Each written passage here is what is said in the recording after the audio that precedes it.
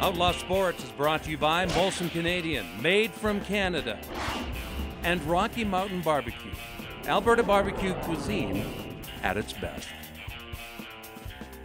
Let's just do some semi-rapid fire. Semi-rapid. So Could we just ramble? So, yeah, sorry. So here we'll try a semi-rapid They invented editing fire. for me sometimes. That's one of the reasons why they have editing around. Sidney Crosby skating again. Will it last? Oh, man. Does anybody really know what's going on down there? I mean, there's a friend of mine at work who was diagnosed, severe back injury, neck injury, you're off work. He's a cameraman. Couldn't work for a whole year.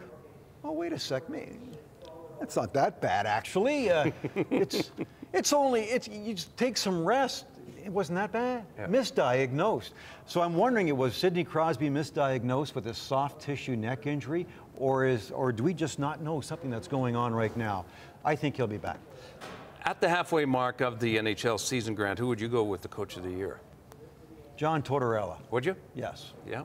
To me, if I had to pick a Stanley Cup winner right now, I would pick the New York Rangers. Hard to argue.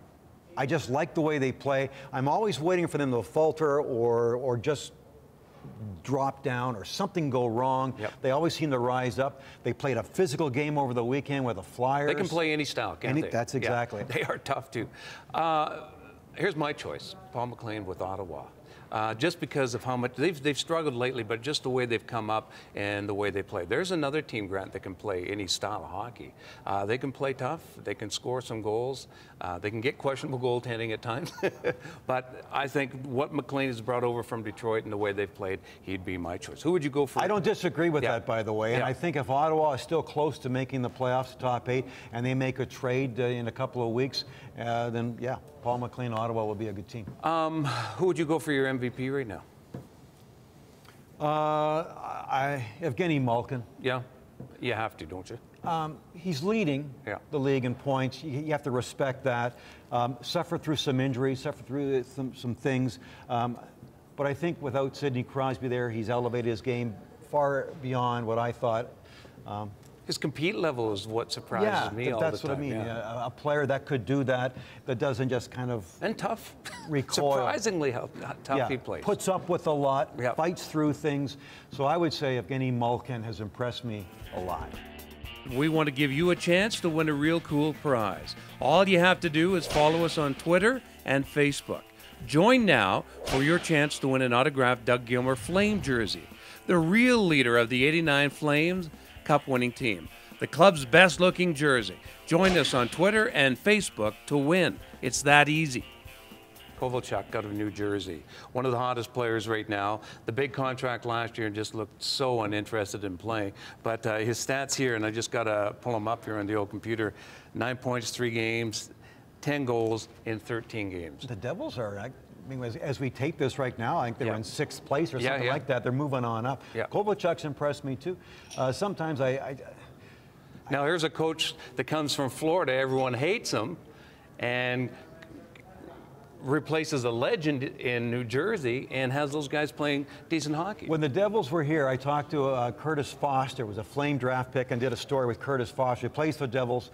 And he said what the guys are, he just got to the team not too long ago, what the guys are saying is that DeBoer is letting them play a little bit more. They're playing more aggressive and less the defensive Devils style of hockey. They seem to be enjoying that style of hockey, and maybe that's why Kovalchuk's excelling under that. One other name I have to pull out of the hat here. Is it time for Don Cherry to say goodbye to the game of hockey, take his final curtain bow, and move on, or not? Okay, well, I think about this every year and have for a number of years. For 20 years, you've been telling me the same thing. To me, it's not up to you or I. It's up to the sponsor. If there are sponsors that are lining up and if the ratings are there, live on forever. Do your thing, Don. If you're making Hockey Night Canada money, if you're getting eyeballs watching you, then who are you and I to argue that he's a caricature? Well, you're assuming I'm feeling the same way you do. Okay, then why should... That's right. Don't you? No. I'll tell you why. You still think his comments are credible? No. Here's why, Grant, and it's because of my outlaw background. Anybody that can piss management off as much as Don Cherry does ain't all that bad. I think you've probably done it more than Don Cherry ever did it. I don't know. But you think he's doing, okay. No, every once in a while. To that point, does he really do that much now? I don't watch him enough anymore. Here's the thing with him. He's still entertaining. People still love him. I think he pisses more people off in the media than he does anywhere else. Yeah. The so-called media experts. Well, here's something to that. That might tell you that he's doing something good. Because when we used to do our show on Sports 11, the people that got pissed off a lot were the production people and people behind the scenes. I knew that if they were kind of going, oh, rolling their eyes, we had something good. Yeah. Because sometimes it's your own peers. So media guys frown on some guys that are doing something different and getting bigger and better that you're not doing. Where most media guys tend to be beige and bland and do the same old, right? I'll tell you, the first year of Sports 11, I'm up at the Flames game, and there's two guys in the radio business. Oh, don't mention Dave. Don't do that. But they both looked at me and they said, yeah, we saw your new show. Having music, the highlights, yeah, that show's not going to last. Well, okay, sorry, we only lasted 11 years.